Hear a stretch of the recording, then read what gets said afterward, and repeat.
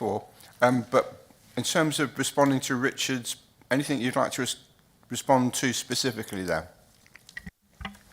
If I could just very quickly, just to comment, I think thank you for the opportunity. We're really grateful to have so many experts in the room with us who are far more expert than I in the criminal justice aspects of VORG and on the voice of victim survivors. So we'll hand over to them very shortly. I think what I really wanted to comment on is the first paragraph, actually, because it's so important, isn't it, that VORG has been recognised as a national emergency. It's recognised alongside terrorism and organised crime. So some of the things that we've already spoken about today, VORG is up there as one of the most prominent, important national issues, and which is why it's right and proper that it's brought here today. Richard's already commented on underreporting, and that's absolutely the case, and we need to reflect that as we go through the data in this paper, which is horrifying as it is, but then to reflect on the fact that it is underreported, I think is really important, again, to reflect on. We'll obviously have the conversation now, but what I think would be really helpful to finish off with when we get to the end is to think about so what? So what are we going to do as a result of this conversation? What can we all do collectively as society, as individuals in this room? What can we do differently to turn the tide on VORG? And that really is a challenge for all of us, isn't it? Just a simple question to start with, and I'll invite other members to come in as well. How do we know it's underreported? We know it's underreported, Chair. What is the empirical evidence to support that? The evidence from the work that we do with the victims of domestic abuse, we know that a minority of the victims of domestic abuse, and we work with women, will have reported that domestic abuse to the police. And I suppose it's when it's underreported, the underreporting is reporting it as a crime. That's my understanding of the full definition. And so, I mean, there are various assessments, but certainly the one that's most prevalent is that only 1 in 5 women who are the victims of domestic abuse will report it to the police. Okay, you've answered my question. Paul? Chair, if I can add to that, you know my history. I was a cop for 30 years from the 1980s onwards. Back in the 90s, I was lead for a domestic abuse unit in Hackney, one of the first ones in the country. Received wisdom then was that it took about 30 instances of domestic abuse in its various forms before a victim would report. Historically, that was the understanding. The understanding now is it takes about 50 instances of domestic abuse before a victim will report. So for us, one of our primary considerations is to try and encourage reporting. Historically, we've said, a reduction in crime is usually a good thing. Again, being a cop for a long time, I've got my colleagues behind me. Reductions in crime are a good thing, except in certain areas, and we need to encourage reporting around sexual offences, reporting around domestic abuse. Owing to my friend, Mr. Udall, my councillor Udall, we run a sex workers group looking at the crimes and the difficulties of sex workers. Extraordinarily difficult to get reports in because of the nature of their profession. So reporting, encouraging reporting, massively important. I think that will come out throughout this this element of the report.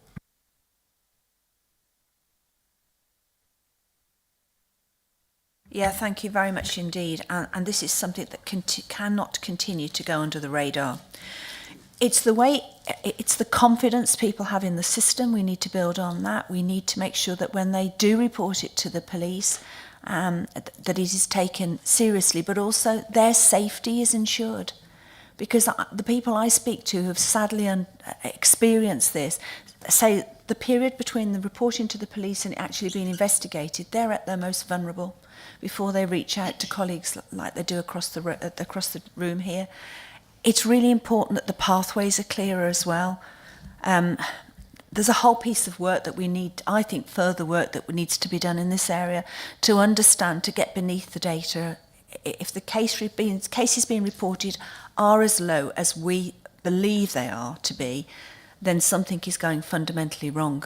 Because the messaging has to be there. This is an unacceptable behaviour and will not be accepted in this day and age. but it's what we do to allow the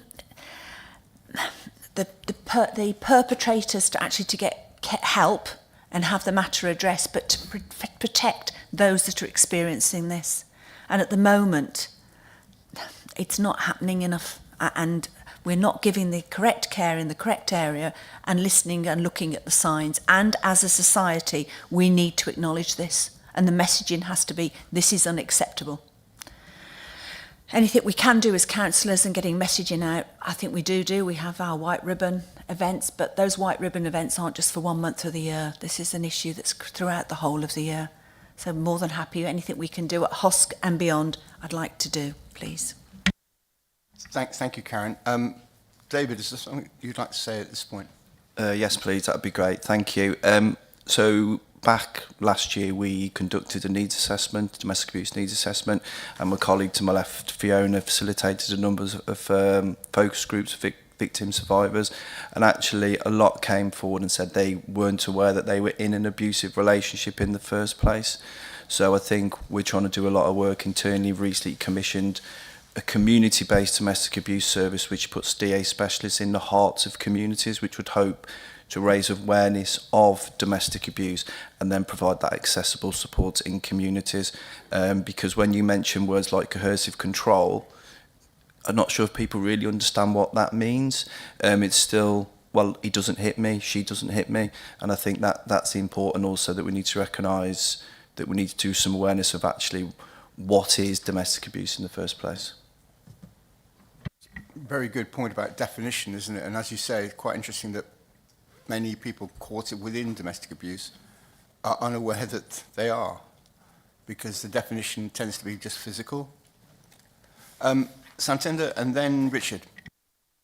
Thank you, Chair. I just want to make a point about the reporting. Under-reporting has become a challenge, like everything else post-pandemic as well. Police service, I appreciate the work they do, understaffed they are, overwhelmed they are, but it has also become like health service or faceless service. So lots of things are dealt on the messaging, online reporting and things, and you don't get to see anyone. So people lose that faith, and when you have to report something, and people think, oh, police don't do anything, you will be sent a message on the phone and then you will not actually see anyone. So that's also an issue with reporting. Thank you. Someone's whispering in my ear here. I didn't know whether West Mercia Police might want to... Did West Mercia Police want to comment at this point? Thank you. Just to reinforce some of the points, I think, and we're going to go into them today, this is clearly a wider societal issue here, and the point that was raised there about people not knowing that they're in an abusive relationship. And I think from that it's incumbent, and it was already raised earlier, on all of us here to ensure that we understand the issue, we understand what's available, and every touch point we have in our lives, we are having those conversations with people because we don't know how much impact and influence that might have. We talked around the under-recording. I think the fact that we're having these conversations, we bring this to the forefront, is helping to show the focus that we have and hopefully support and reassure victims that we are taking this seriously. The fact that we are now recording more instances, stalking, harassment, etc., which we weren't doing before, I hope will help inform the picture moving forward and our collective responses to that. There's clearly a wider educational piece with regards to this, and then the enforcement piece, of which the police and the criminal justice system obviously play a massive part with regards to that, and that's one of the major issues for me as a father to a 13-year-old daughter. I'm only acutely aware of, when we look at some of these issues described today, the impact that my daughter might be walking into. So it's incumbent on me to ensure that the right measures and processes are in place with regards to this. I'll wait for any further questions with regards to police structures, what we do, our processes, etc., if that does come up. Richard, I'm going to come to you in a second, but just to nail this point, I think the stats that you're presenting in the report, unless I've got this wrong, say that 1 in 8 of women aged 16 or over have been involved in domestic abuse, sexual assault or stalking last year in Worcestershire. Is that a Worcestershire figure or a national figure? It's in paragraph 12. if we're talking about 1 in 8 in the last 12 months suffered from this, my goodness me, that's mind-boggling, isn't it? Is that stat a national stat or a local one?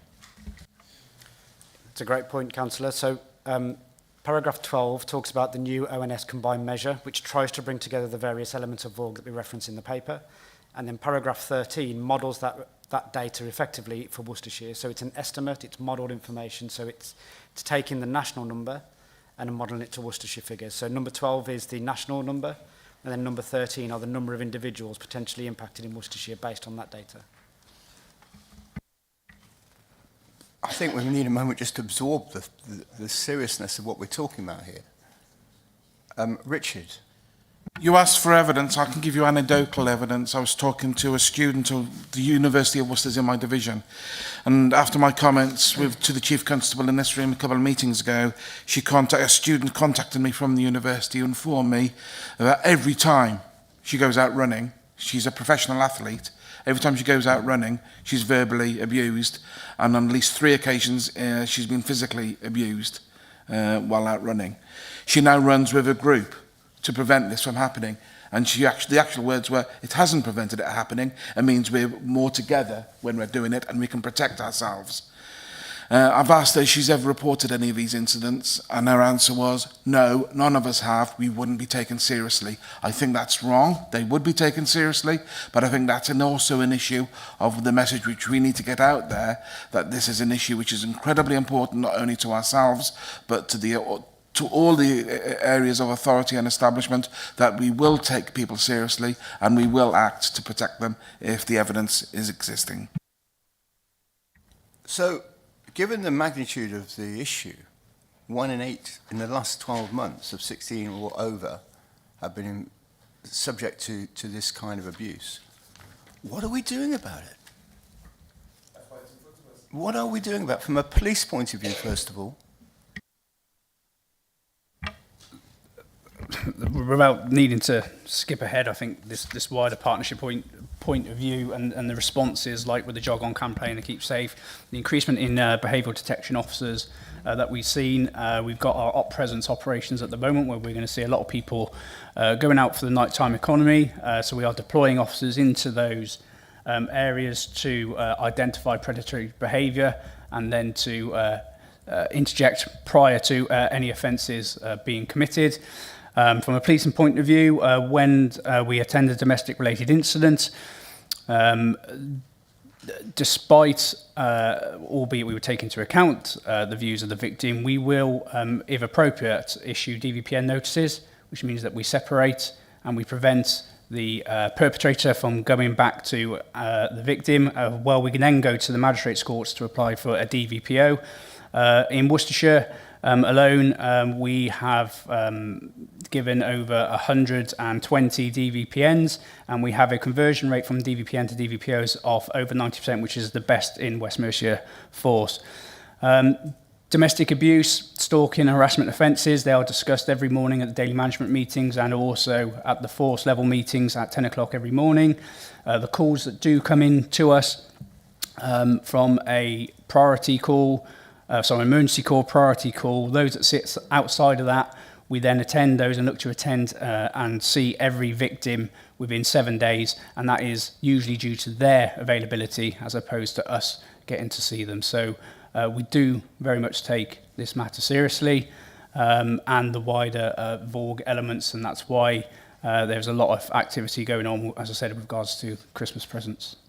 Thank you. I'm just going to guide the meeting to the subject areas. I think there are 5, if I've got it right.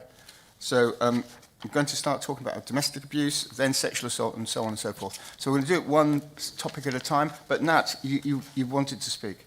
It's a general comment to open up with, really. I really welcome the opportunity to discuss this, particularly because there is a growing epidemic of violence against women and girls, and we've known this for a long time. So to have it announced as a national emergency is really quite heartening to me. Officers and other people in the room will know that this is an issue really close to my heart. And it's undeniable that there's a real issue going on here. The stats speak for themselves. And it can take years, decades even, for survivors to come forward and seek the help from, excellent organisations like West Mercia Women's Aid. And Karen's right, the trust in the system has been eroded, if it was even there in the first place, and I'm not even sure it was. So we do need to try and rebuild trust. It's our responsibility. And I'm actually a trained West Mercia Women's Aid Community Ambassador. I went through my training quite a long time ago. And I wear my white ribbon all year round, not just during these 16 days of action. And it just made me think whether, a little bit like the orange badge around suicide prevention, do we need a national or a local emblem to say that, we're here, you can talk to us, we understand the issues, and we can signpost to professionals that can help? And whether we could launch that alongside a campaign around people thinking their experience are not serious enough. I just think, there is more we can do. It says later in the paper this is a societal response needed. So let's lead the way on that and come up with some kind of Worcestershire initiative.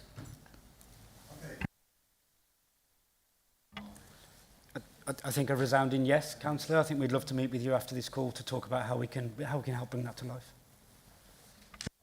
Thank you, Chairman. And Councillor McVeigh's made the point which I was going to make, which is you said, well, what are the police doing about this? And the police are an important part in this, but the police are not the answer. They're not the only answer here. Clearly, this is something that needs to be spread across all parts of the public sector, the voluntary sector, community. These are things that we need to tackle from a number of different, in families. Even in families that know this is going on, but don't tackle it and don't know how to raise this subject. Where they're aware of it. This is something we need to help in so many different ways. One item that hasn't been spoken about yet, which I thought I'd raise, which is about perpetrator programmes. The Commissioner spends an awful lot of money trying to re-educate and change the mindset of those who commit these terrible crimes against others. And there's a whole range of programmes that are here that are available in Worcestershire to try and change the behaviour of these people who are undertaking this. So as well as the really important and more well understood work that goes on with victims, there is also a range of work that's going on to make sure that perpetrators are actually re-educated and their behaviour directed in more purposeful and fruitful ways. I think we all understand it's a multi-agency response that's required, but the question mark is who coordinates that? Who actually moves the agenda forward? If we've got a load of partners, the weakness in that model is no one's actually going to take a lead and move it forward. And I wonder who that organisation needs to be. So let's now go slightly deeper dive. Yep. Josh, sorry, you must sit somewhere in front of me so I can see you. It's okay, thank you. And I just first of all want to thank whoever brought, I think it was Councillor Udall, for bringing this to us. It's a really important topic, and echo the words of what Councillor May and Councillor McVeigh have said so far, as well as others in the chamber. So 2 quick points. Obviously, the national policies to halve violence against women and girls over the next 10 years. How has that helped since the government introduced that locally? And the second point about under-reporting, and it's like, if someone comes into any part of our service or the police's service and they have some sort of signs of violence against women and girls, how do we coordinate that all together so that we don't just go, oh no, we're dealing with a different part, that's what I need to be doing? Do we flag that around and then come together? We've got loads of people in this room, to all these people come together to try and help and signpost people into the right areas and get them the support they need. Who wants to go at that? Paul. Thank you, Chair. I oversee the Domestic Abuse Partnership Board for Worcestershire, which draws upon quite a few of the partners present today and others to oversee the delivery of services into particularly domestic abuse. The we review stats, we review the numbers, we look at the difference we can make. We commission services. We've put additionality this year into West Mercia Women's Aid. We've also worked on the community-based service. So there's a lot of activity looking at drawing together those partners to provide a combined response specifically to domestic abuse. Does that answer your question? So just to clarify, I just want to know if any part of our service, so say it's something as, you know, we've got an officer going around and looking at someone's, you know, guttering. No, sorry, not guttering. Sorry, my brain's just really the drainage. That's what I mean. And they notice something in someone's family life. Would they be trained enough to go to the right person, or would they just go, well, I'm only here about the drainage, or it could be children's services, adult services? I'm just trying to make sure it's all connected. Thank you. So Paul's referenced the work that we do around domestic abuse in particular, and we've received over the last few years a domestic abuse grant. Using that funding, we commission a training provider who offers training to all frontline professionals, which is massively oversubscribed, does really, really well. The team are in discussions now about recommissioning that service from the 1st of April 26, which will be an expanded offer. But primarily in the last few years, that training offer has looked at 3 levels. So it's looked at Module 1, which is for all frontline professionals, and is very much an introduction to what are the signs and symptoms of domestic abuse? What might you see as a frontline professional that might cause alarm or make you think someone's at risk of being a victim of DA? Section 2 then looks at how you might then support that individual, and Section 3 looks then at working with perpetrators. So that training is well embedded across Worcestershire, particularly within social care services. But of course, we do raise awareness amongst our trading standards colleagues and anybody working frontline in the county. That training is there and available and is really well taken up. Do we know the stats of how many people have across our workforce have taken those up, and how many people would like to take it up but haven't been able to yet? We can absolutely supply those, Chair. We have regular updates from the existing training provider, so we're about to recommission. We get regular updates on that. We've enhanced and expanded that delivery. I should point out that should councillors, elected members, wish to come to that training, it's very available to them. We've made it available far more broadly than the original intent was, which was for our social care colleagues. I think Dave's poised here to say something else. Yeah, thanks, Paul. Sorry, jumping in. Just in addition to what Andy was saying about the training, there's also training called Cut It Out, which, as you mentioned that, which focuses on training for hairdressers, hair salon specialists, and that was linked into a murder in, I think it was Suffolk, where the victim survivor visited the hairdresser. I don't know if it's the day or day before. The hairdresser picked up some signs but didn't do anything with that information. So there's training called Cut It Out, which was delivered by a gentleman called Martin Lateman, and it was focused just on hairdressers, but he gets all sorts now of agencies, companies now going on that training. So that's and that's why we've introduced additionality to our training, because we want to reach out as far as wide as we can in terms of our offer as well. Okay, I've got a couple of speakers. I've got Richard and Natalie and Lisa. So who's first? Richard, you're first on my list. Quick question on the appendix, page 14, the final bullet point under 3, the issue of revenge porn. I regularly get comments from parents who are very worried about this happening with their children, especially with social media.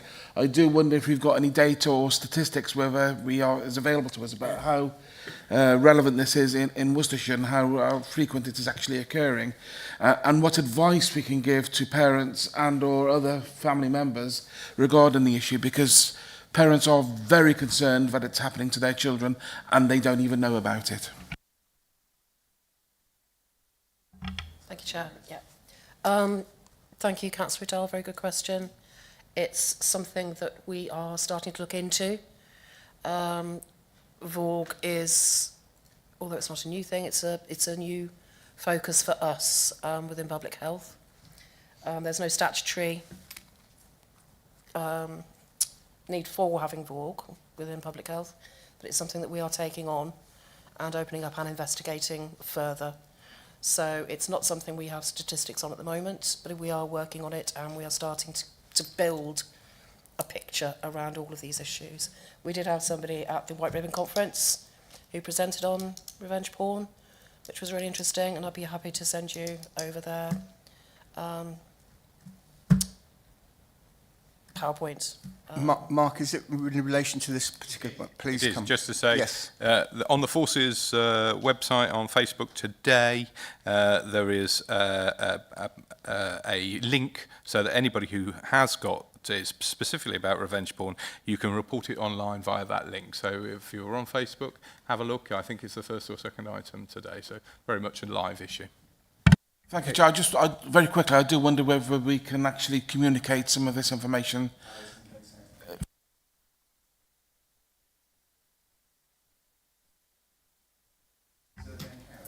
Yeah, thank you. It was just in line with what Dave said around cut it out, because I wasn't sure if that was a South Worcestershire thing or a whole county initiative.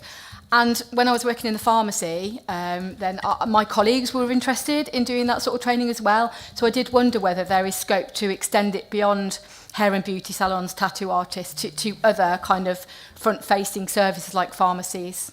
Thank you.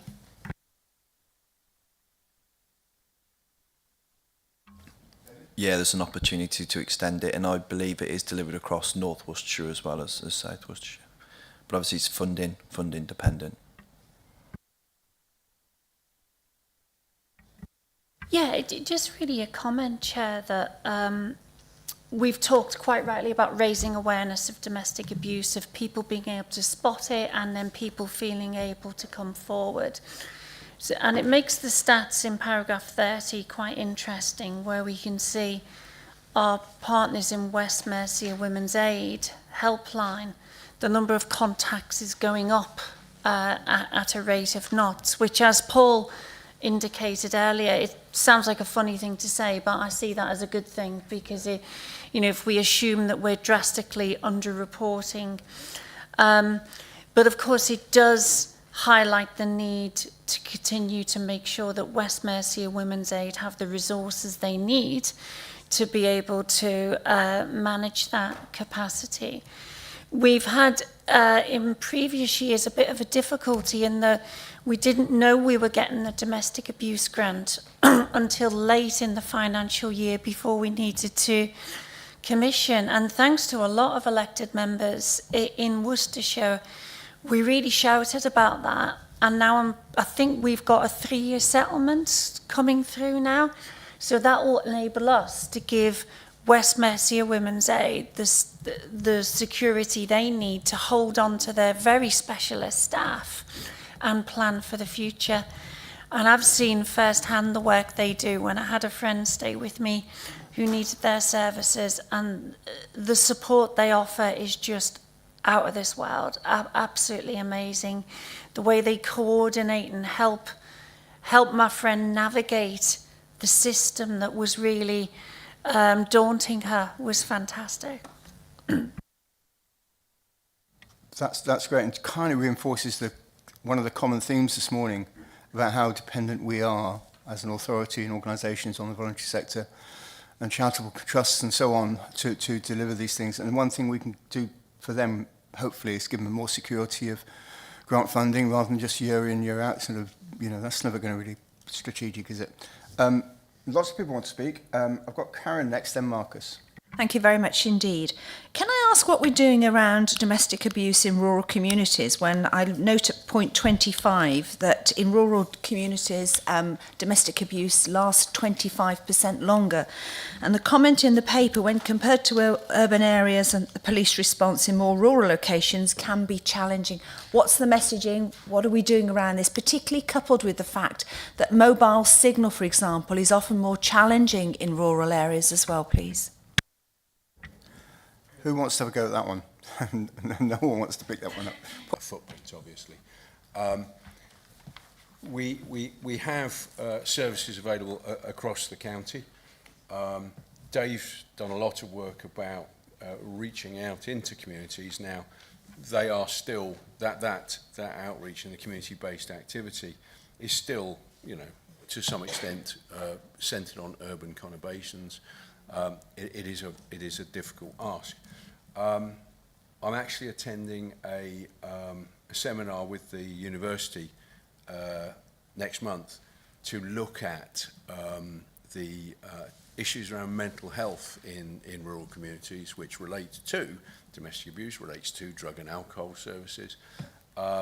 And the intention is to develop some understanding and some greater in-reach into that rurality so that we can understand the issue better. I can see Dave is poised to my left.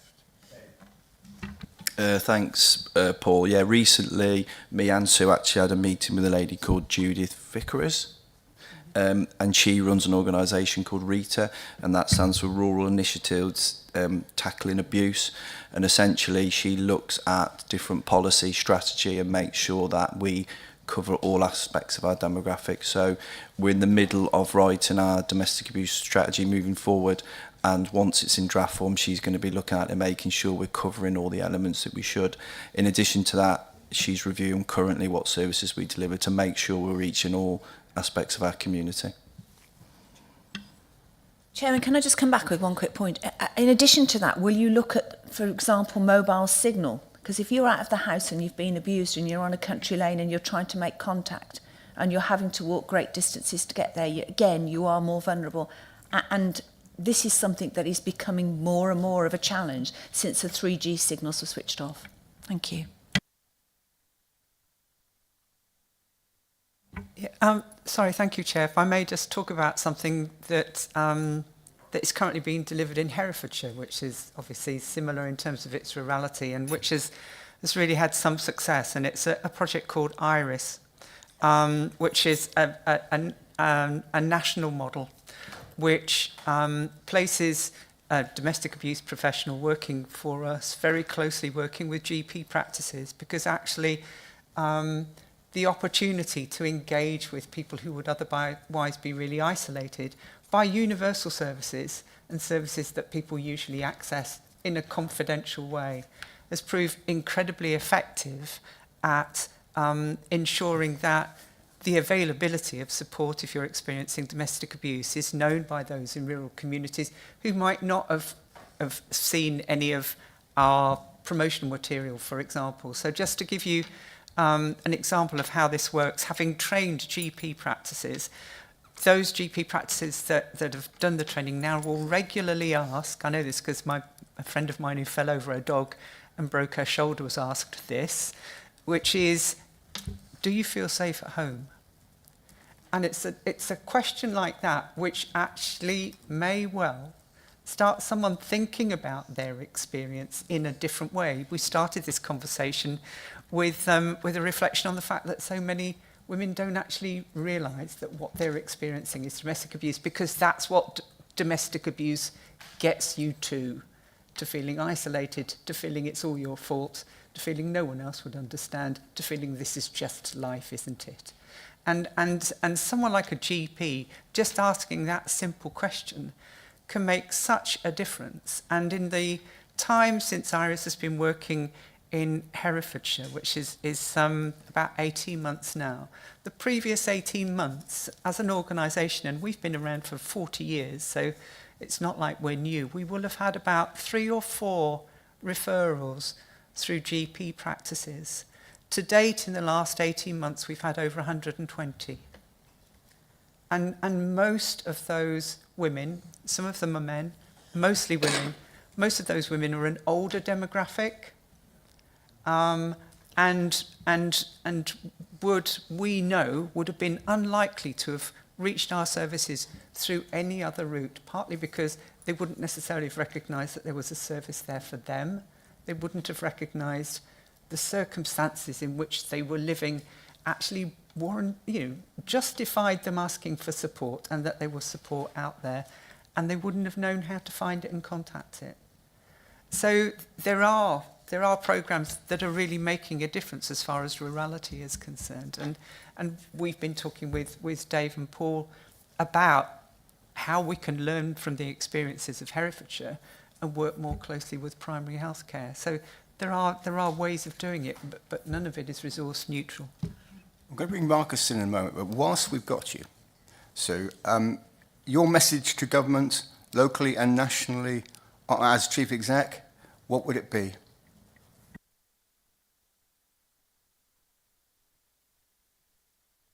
I'll give you a couple of minutes to think about it. We'll have Marcus's question first.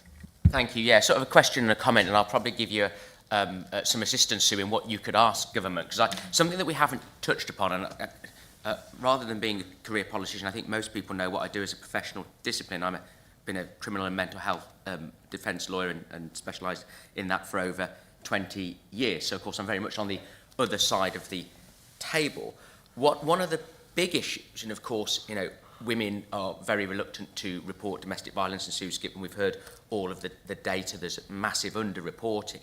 You know, if I was a female and a victim of domestic abuse, I'd be thinking, well, even if I am going to be heard and supported, you know, for example, let's pick on the serious crime of rape. If you're a female victim of rape and you've got to go through all the investigation and the perpetrator, the alleged perpetrator, is charged, they're on bail, look forward to waiting till 2029 for a Crown Court trial. You know, the state of the criminal justice system, whether you're a defendant on bail or a victim, is absolutely horrific. And so one of the biggest lobbying points I'd be making to government, and I don't say this politically because, you know, the previous government was in for 14 years, and I daren't say what I think about some of the decisions that the previous government made around the whole of the criminal justice system and, you know, criminal legal aid and what have you. No wonder they can't get judges and solicitors and barristers, and the amount of courts that have closed over the last 15 years. Don't start me off on a professional rant, but I suppose I could answer some of these comments, things as to why they've happened. So my question would be, what are you going to do to lobby government about the criminal justice system and the sheer backlogs and the delays? And just while I've got the floor, if I can, just an anecdotal point, and this is really to defend the police and indeed the Crown Prosecution Service, because anecdotally, you know, when I started my career 20 odd years ago, if you've got, you know, a typical domestic violence case, usually a common assault by beating, where the female would call the police, the boyfriend or the husband would be brought in. They'd give a no comment interview because the victim would ultimately not make a Section 9 witness statement, so not enough evidence to charge, so there'd be NFA.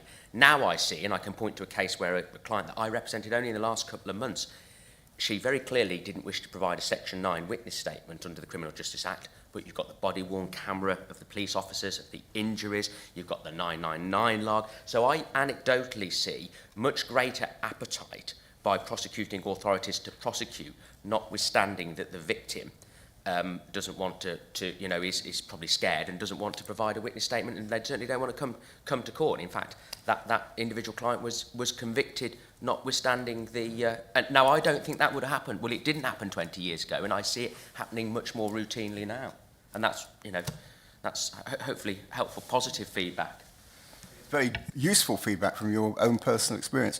Sue, are you in a position to perhaps respond to Marcus and just more generally try to attempt the answer to what would you say to the government? Because we've got you today and you do an amazing job and you've already told us lots of things, but what would your message to the Prime Minister be? First of all, I'd like to say that I think this is the first time I've been in a meeting like this where the two points that I usually come equipped to get across is you have no concept of the scale of this problem. Chair, you clearly have. So you did my job for me, which is so brilliant to hear in this kind of arena.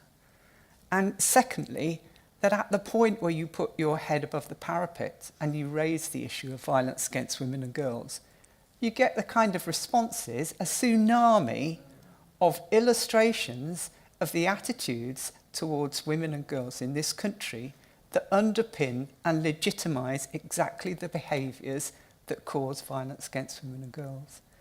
And so to hear that from members, rather than me coming with me bits and pieces of data to let you know, has made this a really good Friday morning for me.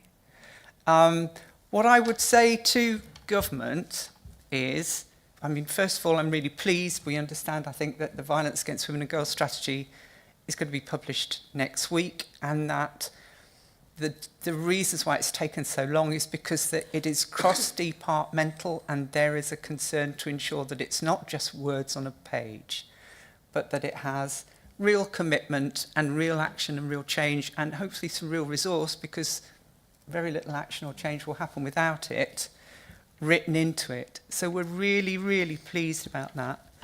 But what I would say is that two things really that came out of this meeting that I think are important. One of them is that lack of understanding about domestic abuse and what it does to individuals, what it does to women in particular. I mean, we've already talked about the fact that there are so many who, because of the way domestic abuse corrodes and coerces and belittles and disempowers and confuses and gaslights women that experience it, they are left not really recognising what the hell's going on. And that's reflected all the way through society. There's a very poor understanding of the impact of domestic abuse, of the impact of the trauma of living as a prisoner with that kind of behaviour can leave you with, and how that can be a lifelong experience that you then need to manage. And if I look at the Domestic Abuse Act from 2021, which was landmark in that it was the first Domestic Abuse Act, but from out of that, in terms of the resources that were given to local authorities, there was a real emphasis on safe accommodation, with the implication being, as long as you've got somewhere safe to go, everything's sorted. And actually, that is so far from the truth. And even with respect to the advances that the police have made, even when a perpetrator can be charged and convicted of an offence in relation to domestic abuse, and that is happening more effectively, the capacity of the police to continue to protect that victim may still be perceived as that victim to be really not enough to stop her from being too frightened to press that particular button in the first place. So that understanding of the reality of women's lives in terms of disempowerment and fear, I think there's still a long way to go across the sector. And then the only other thing I would say is, and this harks back to actually the discussion that members were having before we started to talk about violence against women and girls, is that the covert activities of, and I use the term loosely, influencers and information that's available online in secret to so many disaffected, disengaged young people, young men with low self-esteem, with feeling that there's little prospect for, they can't see what their future might look like in terms of positivity for them. That influence on young men is something that was demonstrated in the TV film Adolescence this year. But actually, we know, and we know from research, that those influences have been around with young men in their teens, online, now certainly since before the pandemic. And those teenagers are not teenagers anymore. And it's still there, and it's getting worse. And if we think that the attitudes that Councillor Udall experienced in his feedback from Benny Hill will be turning in his grave. So I'm assuming that those are older gentlemen that have been in touch with you. But there's a generation of young men that are now influenced in the most toxic of ways. And if the government doesn't recognise that and see that there's an urgency, then we are in real trouble. Thank you. That's a really powerful testimony. One of the things I think you said was that you welcomed the new strategy, but you were suggesting that it needs to be backed up with revenue support to deliver it. Yeah, any action has got to be resourced. Of course. So that's a given, but doesn't always follow. I've got Where are we now? I think I've done my speakers for the moment. Let's look at another section, shall we? Unless you tell me otherwise, I'm going to look now at sexual violence. Richard.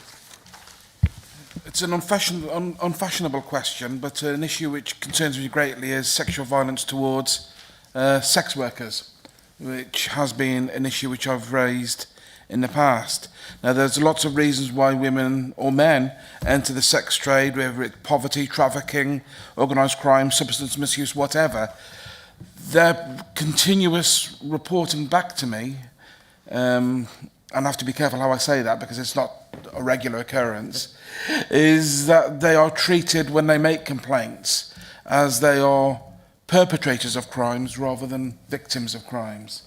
And I'm just seeking some reassurance from essentially the police, but from other agencies, that when a sex worker comes to them with for seeking help, they are treated with respect and dignity and are not predetermined that they are a perpetrator, because they are just as equally likely to be a victim of the crime which they've suffered. So that's for Mark or either of the Gareths. I'll give you one answer, which Gareth may want to add to it, which is we can give that reassurance. Knowing Councillor Udall's long history of lobbying on behalf of this group in society who can be seen as perpetrators but are often victims, I've done some research on this, and this is clearly an issue that where opinions within policing generally have developed over time. Our old chief constable, Alex Murray, used to say about how at the start of his career, prostitutes would have been seen as perpetrators. They'd have been arrested and processed through the criminal justice system, and that now a more enlightened view is taken in policing, where many are seen as the victims that they are and are supported and engaged in services to help rather than to stigmatise and to criminalise. So the force does take a much more sophisticated view and is looking at those who more at those who procure sex workers rather than those who are involved in the activity themselves. And the exploitation element is certainly one that is taken very seriously. So I don't know if Gareth wants to add anything to that. Thank you. Probably building on that last point first, the exploitation bit, as Mr. Kinsella has already discussed up Barrow there, and the work that we're doing in partnership in order to understand the issues and then ensure that the appropriate agencies and, from a policing point of view, specialists are aware of the issue and get into it from an organised crime point of view. In regards to the comments made around the seriousness and the approach of it, yes, we do. I think this is one that we probably need to recognise that those younger in service officers that may be approached from this or deal with this from a reporting point of view may not understand the nuances around it, may be looking at it binary in regards to the legislative aspects and what they can and cannot deal with. And as such, we've moved more to a position that when these offences come to light, that a detective sergeant will have oversight of it. We will introduce specially trained officers in regard to offer that support, and we will essentially take that away and look to deal with it away from the patrol officers to ensure that there is that specialist understanding and that wider understanding of what these offences might be. And essentially, we're not to deal with what looks like in front of us. There is a hell of a lot under the water, and we need to get involved in that. And this isn't disparaging in any way with regards to my patrol colleagues that are very busy people. The specialists have got the time, the understanding and the energy to put the effort that is what is required into these cases. So the experiences that have been dealt with probably haven't been what they need to be in any stretch of imagination. I always welcome ongoing dialogue and a pushback from the councillor with regards to some of these issues by raising them to me directly, so I can intervene if needs be. However, we are making headroads in regards to this from a policing response. Thank you, Gareth. Just to complete the point, we're hearing today that you prefer not to criminalise sex workers, but actually see them as part of the crime themselves. Does the law allow you to do that? Yes, so within the legislative framework there is two thresholds. There's an evidential threshold that has to be met, and then there's a public interest threshold. It's usually within that public interest threshold that the discussions with regards to CPS will be decided on whether or not we pursue action or not.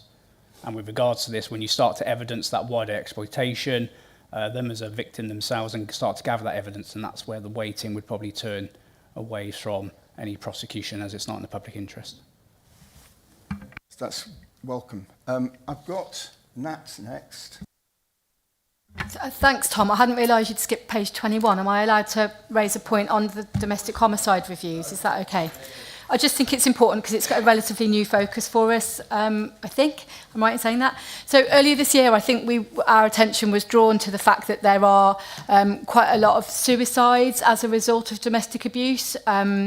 So there's no doubt that we need to focus on this, and it's really important. But I've just got a few concerns about how sustainable it is, because cases in Worcestershire are also increasing in line with the national trends, and we are resourcing it. Can we carry on resourcing that at the same level that we are now, so that we can sustain that really important piece of work, including the recommendations to safeguard and how we put in extra safeguarding? It's new. I understand it's probably a bit early to comment, but are you confident that we can actually take on board the recommendations that are coming forward and sustain the service? Thank you. Thank you, Chair. Really good question. So, for clarity, the number of, or the proportion of deaths that are domestic-related suicides probably hasn't changed that much. However, what's happened through an increasing focus and some really good work within West Mercia, the reports have increased. So the referrals into the domestic homicide review process have increased. You asked about the resources, you asked about the capacity to continue to do the thing.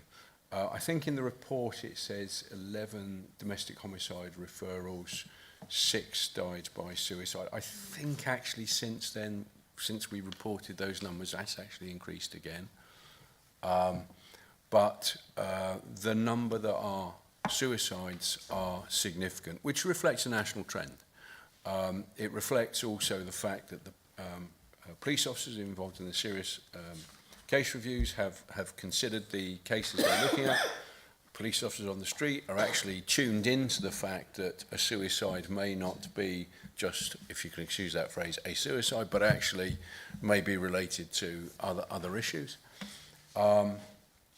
So I think your point is valid. Mr. Bayliss, in the CRB on Wednesday, had a number of reports in respect of domestic homicide reviews from across the force, generated through a number of us raising issues about the process, about the cost, about the resource implications. What I should say, DHRs, as a duty, don't fall to Safer Communities Board, to Worcestershire County Council. They fall to the 2 CSPs. It's where the government decided the duty sat. But actually, on behalf of those 2 CSPs, we we oversee the conduct of DHRs. We commission authors. That whole process is very resource intensive. It uses up a lot of our time, and emotionally it's quite hard work. The short answer to your question about can we keep going, yes we can, but it is difficult, and Mr. Bayliss is raising the issue at a higher level to flag it to government, to say, actually, this is a significant challenge going forward. Are there better ways of doing this? Can we mimic the safeguarding adult reviews where they have rapid reviews, can we say, actually, we know what the lessons are to be learned from this particular instance. Those lessons have already been learned 2 cases back or 3 years back or similar. The themes, though, are the same. The themes are talk to each other. Agencies should talk to each other. Agencies should have an awareness, and that is why our training around domestic abuse has now, or is developing a focus on the potentiality of suicide. I think Dave's poised. Yeah, Paul's covered most of it, but the one point that I just wanted to make, the whole emphasis on DHRs is about learning and recommendation to prevent future deaths. So what we're looking to establish across Worcestershire is a oversight and governance group of those learning and recommendations, so we can make sure that they're happening, but more importantly, what was the impact of those moving forward for victim survivors, and hopefully that will support us to reduce the amount of domestic homicide reviews locally. I think that's more than addressed my concerns. Thank you both very much. I'm just conscious of the time. It's ticking up towards lunchtime. I'm going to take the remainder of 22, 23 and 24 in one go. Richard. A few questions, if I may, on the community initiatives. I'm aware the University of Worcester did a study on the jog-on issues, and I'd be interested to know if you've got any data from that study and whether any information from that will actually lead to implementing a similar sort of campaign here in Worcestershire. I'm also interested in Ask for Angela campaign and the awareness about it, and I see from the report there's been some testing. I'd be interested to know what kind of testing figures have actually been resulted from that, and whether it's actually recognised in the clubs and pubs where it's actually being used. The Walk Safe campaign, the behavioural detection officers, which has been mentioned in the report under paragraph 53. Again, it's something which is to be welcomed, but I'm wondering how far they've been developed across the county, and whether it's something which we can look forward to seeing more of. And finally, whether we can do anything more as a local authority through public health or whatever other function to support community activities and actions such as this to ensure that there is a reduction in vogue violence. And I'm thinking of linking the possibility of linking this up to more of the youth work provision, which we talked about earlier. Lisa. So shall I take the University of Worcester point first, and then I'll pass on to colleagues. So you're absolutely right, Councillor Udall. University of Worcester did some recent research on this. I've actually discussed it in the paper. There is a blog written by myself about my own experiences of sexual assault, and in there is a link to the University of Worcester data. But just briefly, they found that more than half of this was all about running free, running safe survey, 101 people. More than half of the respondents reported experiencing harassment and abuse. Most of the abuse directed at women took the form of men shouting obscene and sexualized remarks, comments from vehicles, name calling, picking out various body parts, making comments about them. And it also talks about the reaction of runners and what impact that has had on them. So it's all in there. If you follow the link in the paper to the blog I wrote, you'll find other links to the University of Worcester's data. But can I pass on to colleagues for the other parts of the question? Yeah, thank you. Yes, Lucy, you're absolutely right. It was a very important piece of work that we did with the University of Worcester. The results from the survey highlighted the incidents that were happening. There were, as Lisa said, catcalling, body shaming, trying to trip people up, trying to trip runners up, etc. were all happening. They also highlighted certain areas that maybe needed to be looked at in a little bit more detail. But the one thing it did come out was that it was a lot of the respondents seemed to almost minimise and normalise the behaviour of other people. So a lot of the comments were, oh, well, it happens. You know, I get this all the time. What's anybody going to do about it? They don't report it because they don't believe that it's actually wrong, in effect, because society sees these sort of things. As Councillor Udall said, some of the comments from his post, they should be grateful they're getting wolf whistled at. It's a compliment. This sort of attitude is what's got to change. Challenging that behaviour is what's got to start. What we're looking to do with the Jog On survey, in conjunction with West Mercia Police colleagues, is we will be launching, hopefully in January, the campaign, where our police colleagues will be carrying out some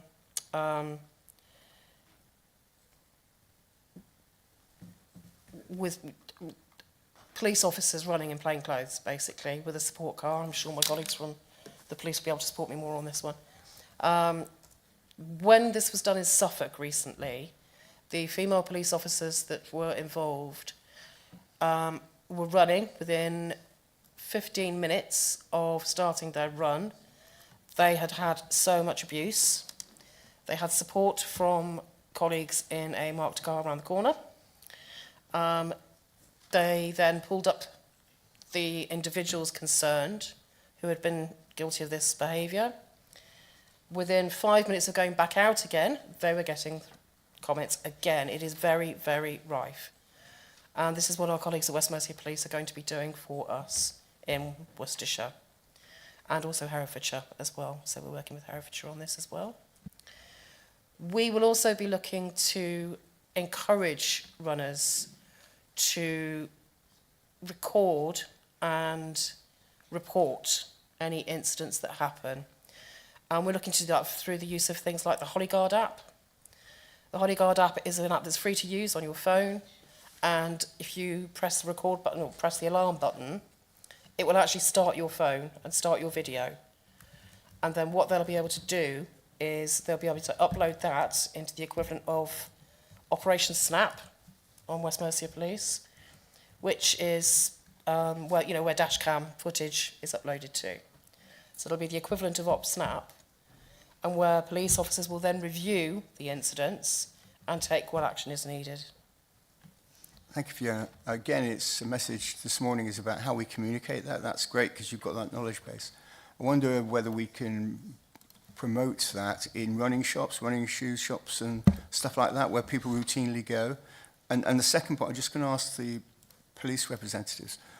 There are many places in Worcestershire people run, but one of the ones that I notice quite often is the route, the 3K route from Sabrina Bridge round over the old bridge and back again. That 3K route is very, very popular. It's flat. I see lots of runners on there all the time. The occasional police presence on that route would be really helpful, I would have thought.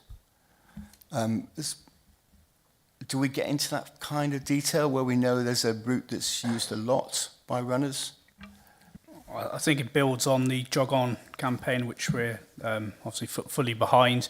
A lot of this is understanding the issues, and that's where the probably building on that educational piece that you've just described there, with regards to reporting the behaviours to the police. We can start to build up some intelligence with regards to where we can put our resources. That's the main thing. You talk around one running route. There are loads of running routes around Worcester, so it's really trying to understand and build that up. But the operations that we've got there are utilising plainclothes police officers, not covert, but plainclothes police officers in order to identify, work with our behaviour officers, etc., to try and get ahead, understand and deal with the perpetrators there and then. I think it is a wider issue with regards to some of the behaviours that have been described. We do take it seriously. It's just really understanding where those issues are so we can target our resources. But this Jog On initiative with Worcester University, with my colleagues that are here today, is very much welcomed, and that's why through the commissioning, through the PCC's office, it was supported through funding. Thank you so much. I mean, I would make the case for that route that it's also adjacent to the danger of the River Severn associated with it without any kind of barrier. So, you know, any circumstance could well lead to some, you know, someone entering the water in that circumstance. Yeah, on that note, I'd probably just say that if there are those concerns, then we need to engineer them out, don't we, with regards to barriers, I etc. don't think we're going to be able to put a barrier around the 3K route. Okay. I don't know quite where the funding will come from. I'm not sure your point then. Thank you. I'm conscious of the time, and unless someone persuades me otherwise, I'm going to allow Richard to summate. Ooh, okay, quicker ones then. So The mystery shop of effectively of ask Angela what the actual outcomes of that were and whether there is good recognition about it, and the behavioural detection officers, how frequently they're actually out and about and on which city centres and which locales they're actually operating. Chair, Ask Angela was reviewed at the early part, I think, of this year by South Worcestershire officers going into pubs and testing it. Very positive response. It's not used significantly to their knowledge, but they were able to report back in really positive terms about the way that staff in pubs who have a significant churn were aware of that programme. I'll hand over to my police colleagues for the BDO element. Chair, thank you. And just to add on that, it wasn't just the pubs. There was also eateries like McDonald's, etc., that we also tested through the Winter of Action campaign that is happening at the moment. Those Ask Angela tests are still being done, and also highlighting and bringing in more licensed premises to understand and support us on this case. With regards to the behavioural detection officers, we've just qualified within South Worcestershire another 5 officers recently this week. They are deployed for specific operations, but also we get them out on the nighttime economies, not only just in Worcester, but as you can imagine with regards to the university and the draw that pulls, but also onto our other market towns as well, such as Evesham, Malvern and Droitwich, where they are required, and we see those wider gatherings and pubs. So we do utilise them. We will continue to utilise them. I think the force recognising the resource that it brings, that's why we've seen a continued investment in training more and more officers, and we will continue to do so. Lisa, last word from you on this morning. So, yeah, Chair, I mean, thank you to all the members. As you said, we could have done a meeting on each of these sections completely as a deep dive, and you know us, we'd be up for that. We will come along and talk about any of the sections we talked about in detail. And we've had some cracking suggestions. You know, I'm taking away a few, including Councillor McVeigh's suggestion about an almost orange button style version for domestic abuse, where people can identify themselves as having had some training on signposting, etc. And we can expand that. So lots of good ideas. I just want to end with a plea. We local government reorganisation, and I mention those 3 words with nervousness whenever I'm in this room.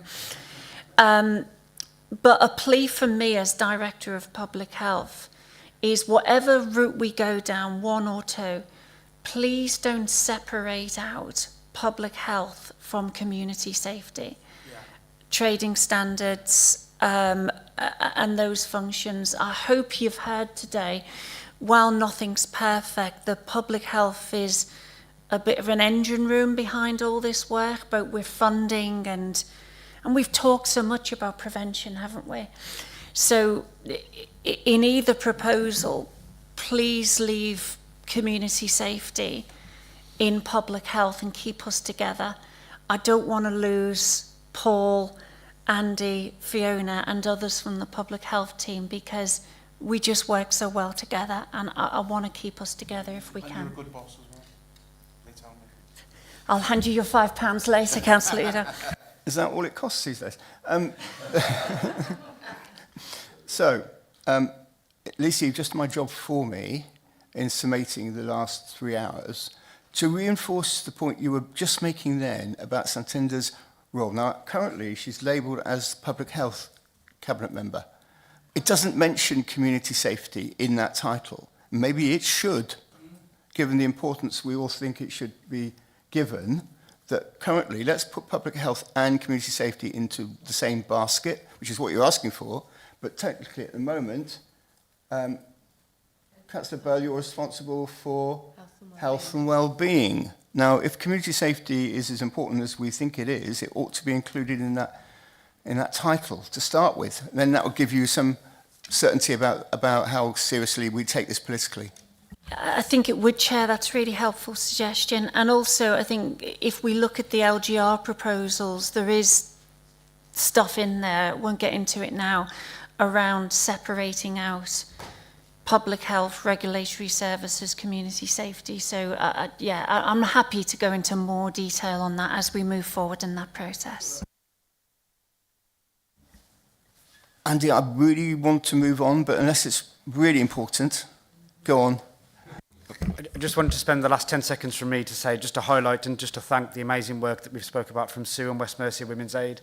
But also, we haven't mentioned them today because the paper was so broad, but West Mercia Rape and Sexual Abuse Support Centre, who support, you know, thousands and thousands of people across West Mercia.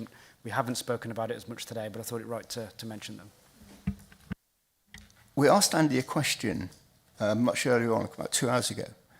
And in the break, he gave me the answer. Just to share with you, the question was, back in youth services, what's the proportion of young people who are directly accessing the services that we currently provide? The answer is, out of a cohort of 52,000 young people in Worcestershire, 1,000 access the services, which is 2%. However, where you drill down a bit deeper and you look at the areas of indices of deprivation where we need to be delivering perhaps more importantly than others, it's a much higher figure. I think it was 40% or something like that figure. But it still means that 98% of children in Worcestershire, young people in Worcestershire, aren't currently accessing any services that we commission, which is quite an issue, I think, in terms of how we target our resource, and where we target and how we do it in terms of quality as well as quantity. Right, I just thought I'd share that with you because it was a question we asked earlier. I want to thank all the witnesses who have given up their morning to come and help us today. I hope you feel the meeting has been profitable, and we welcome you back in 12 months' time, if not before. So good afternoon to you chaps and ladies. We're going to complete the meeting now, so we're going to go on to the final agenda item. You'd be welcome to stay, but I suspect you've got other things to do. Thank you so much. Before you do, Chair, can I just say that the strategy for domestic violence has been mentioned to come out next week. It may be worthwhile for that paper to come to us as a scrutiny board for us to actually look at it and see how we respond to it and whether we need to do any further work and allocate responsibilities from within it. Yeah, I second that, and I also want to look at sexual violence strategies at some point. Thank you. Are there any outcomes that you want to pursue that haven't already been agreed? Community safety panel is required, Chair. We will, I think we have some sympathy with what you're saying. It may be, ladies and gentlemen, that you have found the next task and finish topic this morning, that being young people.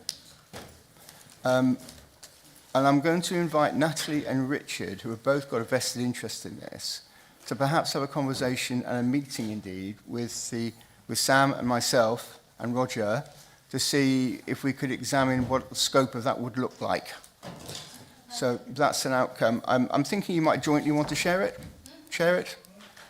Unusual, novel, but there's no reason why you shouldn't both jointly chair. So the action here is that if Sam can convene a meeting of the relevant people to discuss what the scope would look like, and then we'll bring it back to our next meeting for your consideration. Okay, anything else in terms of outcomes? Yes, Josh. So I'd just like to echo Richard's point there. I think there was quite a lot of questions that a lot of us could have asked today, and you know, we've done it for 3 hours now, and we could have been here for 8. And it wouldn't have been fair on anyone to keep delving into those questions. So I think it is only right that we do consider looking at a panel on this to be able to, if we think it's so serious, it should have a panel. I think there's some truth in that. I'm not sure that the administration's up for increasing the number of panels at the moment. So what we might be looking to do is to incorporate it and reconfigure one or two of the panels so that it actually is as a standing panel, but I'm not sure, given the budget constraints we've got at the moment, there's an appetite for increasing the number of panels. But we could do it as a recommendation, even if to look at it to give me the budgetary things, because I mean, do we know the budget requirements for it? So if we don't know the budget requirements, then we should look into it, and then you'll be able to give an answer to it. If it's helpful, I understand that we as a scrutiny board can make a recommendation to council at any time on any subject which has come under discussion. I think what we can clearly state as a consequence of today's meeting is there is enormous demand and interest in an issue to warrant consideration of a community safety panel to be established. It's how that's going to be financed and managed is an issue for the Cabinet to determine. But I think we can make that recommendation because there is sufficient demand there for a panel to do the work. I can't do everything on my own, as much as I'd love to. But a recommendation to council to do that would be helpful. So I think the finance stuff is actually okay, because I think the consequence would be that the Vice Chairman, Richard, as the sort of floating member of the board, would take on that responsibility. Or whoever, but it would be effectively the floater would have a panel. So I don't think there's too much financial implications. That there may be an administration issue, which I'd need to defer to Sam about servicing another panel. We can't just take that for granted. We must make sure the resource is there to support it. So I don't think there's I don't think the funding is an issue. I think it's a matter really of another panel to service. I think would be an issue which I think, rather than us take this on the hoof now, I think officers have the opportunity, should have at least the opportunity to consider the implications of that, and we'll bring it back to the next meeting. So I'll ask Sam and her team to say, well, have you got sufficient resource to service an ongoing permanent additional panel? So I don't want you to answer that now. I want you to think about it. And come back to the next meeting, and we'll nail that one way or the other once we've had an officer response. Is that reasonable? Agreed. Okay. Does anyone disagree with that? Okay, I think that's pretty much unanimous. Okay, so now into the final item today, looking at scrutiny chairs and lead member update. So I'm going to ask Mel to send us a written report. She had to go. So if you're unable to attend and you are panel chair and you know you've got a report to deliver, if you can't deliver it in person, which is a shame, the next best thing is to send us a report. So I'm going to ask Mel for a report of what she would have said if she were able to stay. So I'm going to go down the list. Mel is the first one, funnily enough, and Jenny's not here today, so we won't get that report, which is unfortunate. Nat, you're next on my list. Children, Families, Overview and Scrutiny Panel. Anything to report? Yeah. So as you're fully aware, we continue to face the same pressures and pinch points, and we eagerly await the finance settlement details from government probably next week. And I know that Adam is in regular contact with the DFE around the implications for DFGs and other funding pressures that we're facing at the moment. You know that central government will be providing SEND funding from 2028, but then what do we do between now and then? So I'm hoping that is covered in the settlement announcements next week. We're still waiting for the SEND white paper. We're expecting that in the early new year, so we will need to find a way to squeeze that into our already very busy agenda, but it's very important, so we will do that. At the last meeting a few weeks ago, we focused on commission services and programmes supporting young people's emotional well-being and mental health services. Sorry, a bit of a mouthful. And we had requested that as a committee to come to us because there were some relatively newly commissioned services to discuss.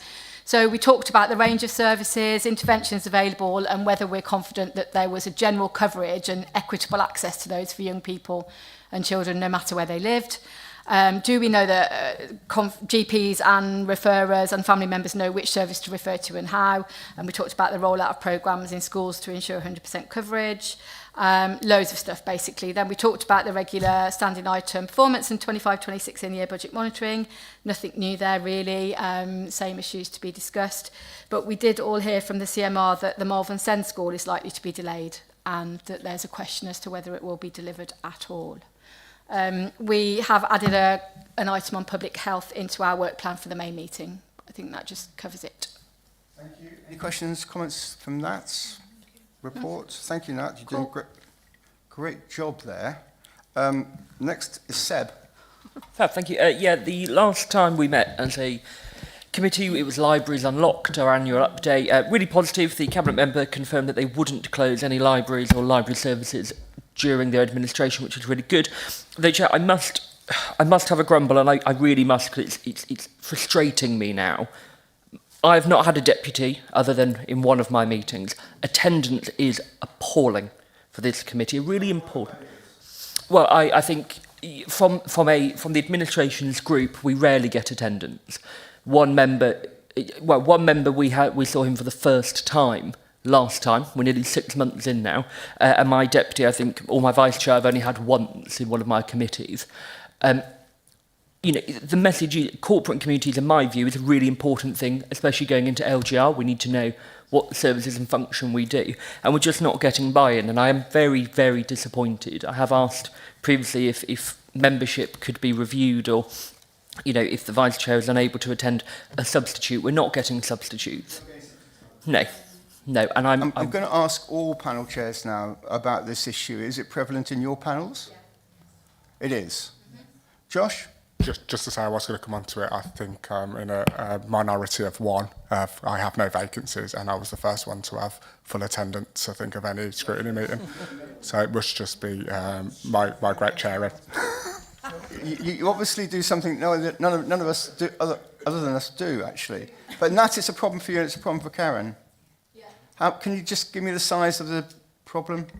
I think my vice chair's attended once. He has had valid reasons for not attending, and he always does tell us that, you know, when he's not coming, but... My vice chair comes from the district, so not a problem on that front, but I'm carrying 2 vacancies on HOSC and have been from day one. Yeah, and just following on from that theme, I think I was just trying to dust off the agenda. I think there's 2 vacancies on the economy panel that haven't been filled from the administration, and that was raised last time. And I'm not aware that they have hitherto been filled, okay, which I think is really important that we do raise that. Last meeting was on the 19th of November. There was one substantive item on the agenda which we had a very good... Gary is obviously the Assistant Director responsible, and really he's the Assistant Director that services our panel, and he gave a full presentation on the Shrub Hill quarter in Worcester, and obviously the refurbishment kit out of that area and office space and marketing, etc., etc. So there was a very good airing in respect of that. And then the other agenda item is our usual budget monitoring area. And I think one of the areas that we did spend quite a bit of time on was the business startups. And then 3 years on, and Bromsgrove seemed to be the centre of Worcestershire for business startups, but I think we're drilling down into some of into the detail and the data. They seem to almost be shelf companies, and then seem to not all of them. No. But they seem to be completely out of kilter with the rest of the county. So we read that with some interest. So that's all from the 19th of November meeting. And just finally, I think Sam will be notifying members because, regrettably, my next meeting on the 13th of January. Has to change dates because it's ahead of cabinet and full council, and it needs to be afterwards. Dave, some review of the data as well that's going to be done to look at the Bromsgrove figures. Okay. I can tell you about that, Dave. But not now. I can tell you about that, Chairman, if you'd like to ask me the questions. So we have a legal company that registers businesses in Bromsgrove that does distort the figures slightly, but we still have the highest number of incubation businesses across the county. But I can get you the up-to-date data, but it is something that has been picked up. It was picked up by the Telegraph as well. Thank you. Okay, I'm just looking to the members here today from Reform UK, Roger and Dave. could you take back to your administration what's the issue here? Let's try to do it properly from a political point of view and engage with your group. And I'm sure you'll be able to represent the views expressed here today. It's not one of trying to make any political points. It's just the practicalities. It just, you know, we've had a cracking meeting today because everyone's really engaged. And I think the witnesses have gone away very impressed with how you guys performed this morning. So there's quality around the table. But there's 5 people missing. Quality, not quantity. Yeah.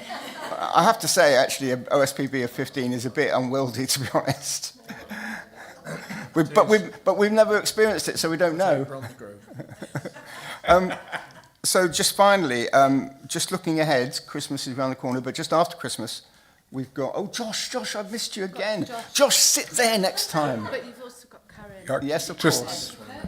Bromsgrove's just forgotten Josh, again. Karen, Roger. Josh, Karen, Roger. So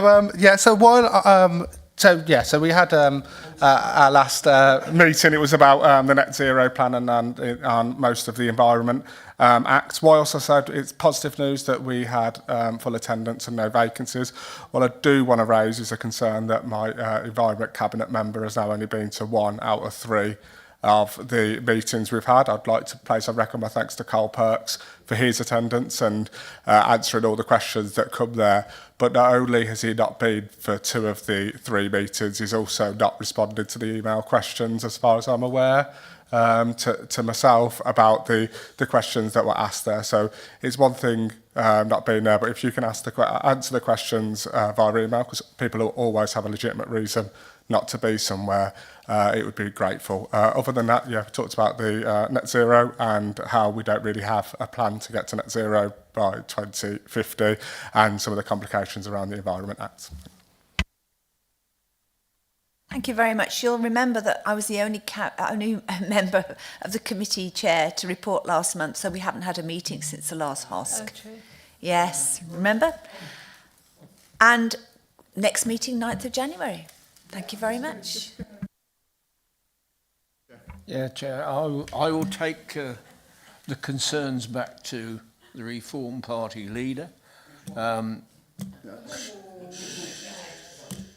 We're still on live. And I will take that on board and take it up with her.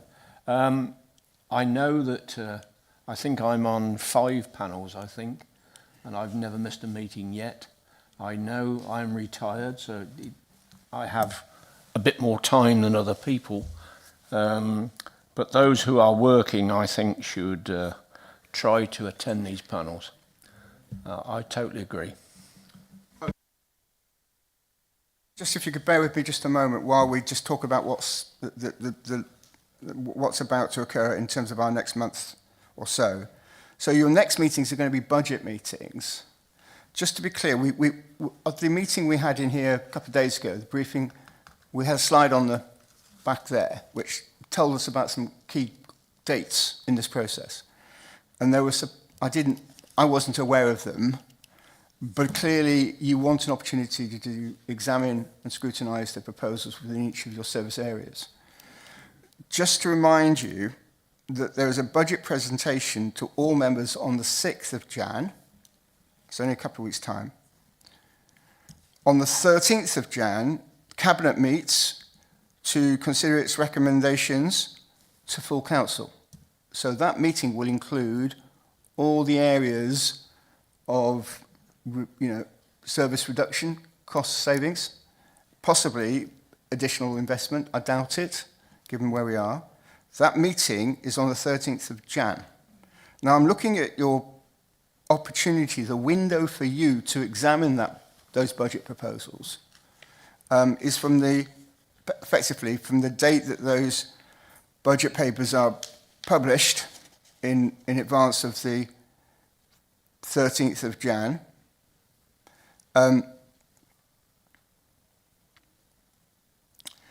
I'm curious as to know what happens on the 15th. The 15th of Jan is a full council meeting, 2 days after that Cabinet. So Cabinet will consider it on the 13th. On the 15th, Council will consider the budget and recommendations on savings. So I'm a bit confused. It looks as though we've got Cabinet, Council, and then another Council in February. So at which point is the die cast in terms of the budget? It can't be at the briefing because they have no legal responsibility. That ain't going to be then. But Cabinet on the 13th, full Council on the 15th of Jan, mid-Jan. Budget has to be set by the end of February, early March, as you know. Your scrutiny panel meetings need to be ahead of any decision-making rather than afterwards. I'm determined that we won't get pushed into a position where Council on the 15th of Jan agrees something that... So the wording of the recommendation on the 15th of Jan needs to be, we note progress in, rather than we are agreeing to. So we need to be careful about whether we're actually getting stitched up on the 15th and render your meetings pointless. So we just need to be aware, having got stung once a few months ago, where we got ourselves engineered into a position where we were not able to do the job properly because the decision had been made. Not having that again. So we must make sure, officers, that we don't get in a position where our panel meetings are pointless because the decision's already been made. So I'm curious as to what full council will be discussing on the 15th of Jan. Well, it says in here, and it's said on there, considering the budget. Now, well, that would be okay.